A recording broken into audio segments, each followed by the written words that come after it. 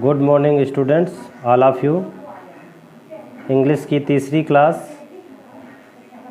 जैसा कि आप पिछली क्लास में सिंगुलर नंबर से प्लूरल नंबर बनाने के नियम सीखे,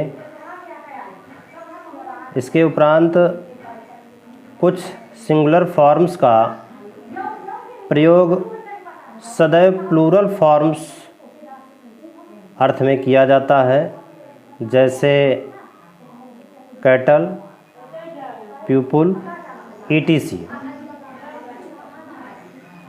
कैटल का प्रयोग प्लूरल फॉर्म से इस प्रकार करते हैं: the cattles are eating the grass. People का प्रयोग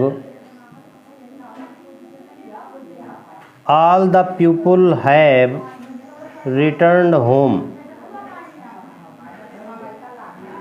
इस प्रकार ये दो ऐसे वर्ड हैं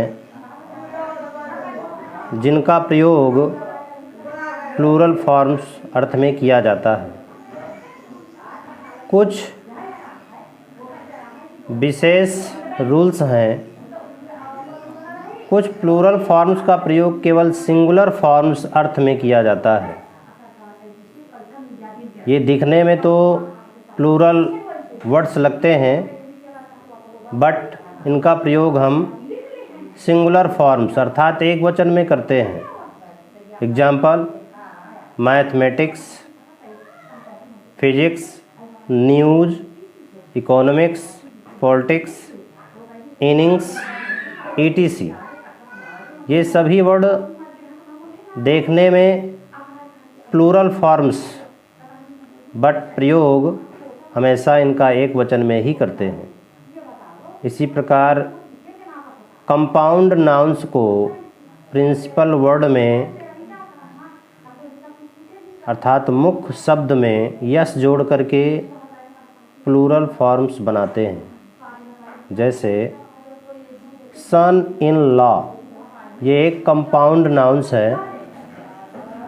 इसका plural forms sons in law. जैसा कि आप देख रहे हैं, सन के आगे यस जोड़ करके इस कंपाउंड नाउन्स को प्लूरल नाउन्स में बदला गया है। डॉटर इन लॉ का plural forms daughters in law. Step son, step sons. Maid servant, maid servants. Washerman, washerman. Mother in law का plural forms mothers in law. Commander in chief का plural forms commanders in chief. इस प्रकार से कुछ compound nouns को plural forms में convert करते हैं।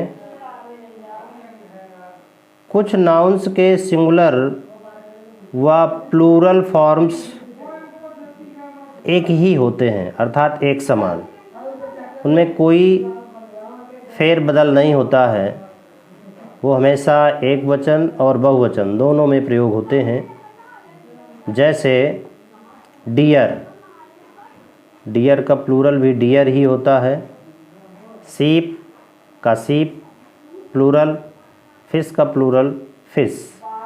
इस प्रकार से नाउन्स के भाग और उसके सिंगुलर से प्लूरल बनाने के नियम समाप्त होते हैं।